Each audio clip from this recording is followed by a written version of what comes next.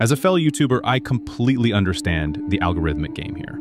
The Poor Africa narrative is pure clickbait gold. It's guaranteed to pull massive views from Western audiences who love feeling both superior and sympathetic. It's a smart business move, I'll give you that.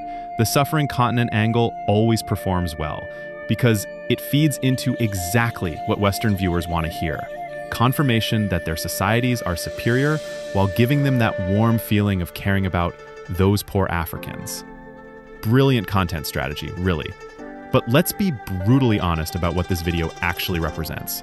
A perfect example of how systemic Western racism has adapted to contemporary codes. This YouTube video constitutes a textbook case of persistent colonial arrogance disguised as objective analysis.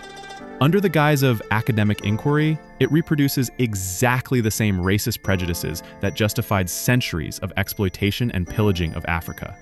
The author, likely European or Western, permits himself to pass paternalistic judgment on an entire continent with crass ignorance of contemporary geopolitical realities. The classic colonial bait-and-switch emerges immediately. Yes, the video acknowledges Africa is rich beyond imagination, blessed with natural resources, but then quickly pivots to the money shot. Starving children with vacant eyes getting fed by aid workers. This is the colonial narrative formula. Acknowledge the wealth to seem balanced, then spend the entire video explaining why Africans can't access their own resources. It's designed to make viewers think, wow, so much wealth, but they still can't figure it out. The perfect setup for paternalistic conclusions. This classic colonial imagery serves to justify Western intervention while carefully concealing the West's role in creating and maintaining the very problems that prevent Africans from benefiting from their wealth. The use of Singapore as a model reveals either total ignorance of historical realities or deliberate intellectual dishonesty. Comparing a city-state of 5.9 million inhabitants to a continent of 54 countries and 1.4 billion people is either crass ignorance or deliberate intellectual malpractice. This comparison deliberately ignores that Singapore never suffered massive resource extraction, the slave trade, systematic destruction of social structures, or repeated military interventions that the West imposed on Africa. Moreover, Singapore benefited from its strategic position on Asian trade routes, a geographical advantage that the artificial colonial carving up of Africa precisely prevented. The agriculture section reveals racist geographical determinism that was already being used in the 19th century to justify colonization, claiming that Africa is geographically cursed while ignoring that African agriculture perfectly fed its populations before colonizers arrived, amounts to pure historical falsification. Traditional African agricultural systems, adapted to local climates, were deliberately destroyed by colonization that imposed export monocultures. Even today, unequal trade agreements, Western agricultural subsidies, and land grabbing by multinationals continue to sabotage African agriculture.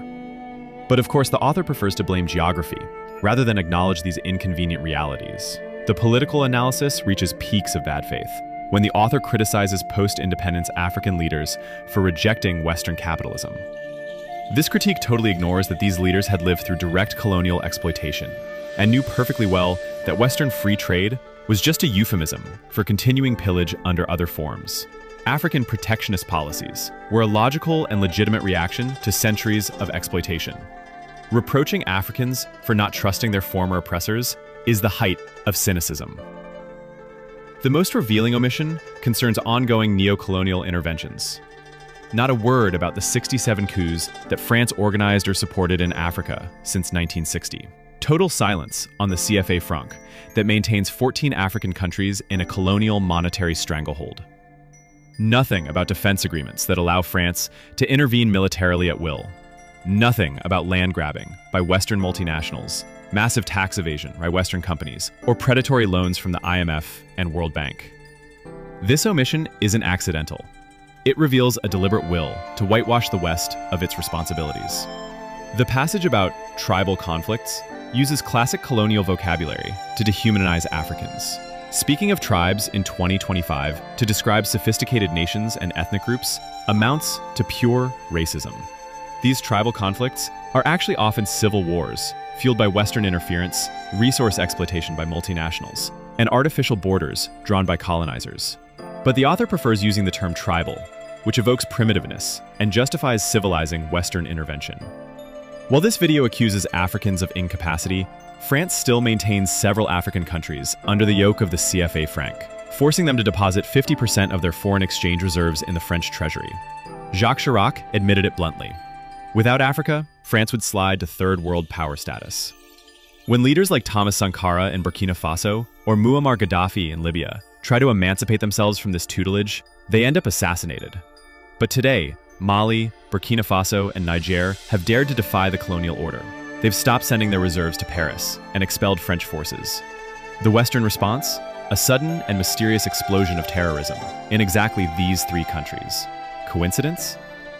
The jihadist groups that were fought by French forces for decades are now proliferating precisely when these countries chose independence. The message is clear. Whoever refuses French tutelage will be destabilized through chaos. It's the classic imperial strategy. If you can't be controlled, you'll be destroyed. Here's the truth this colonial propaganda hides.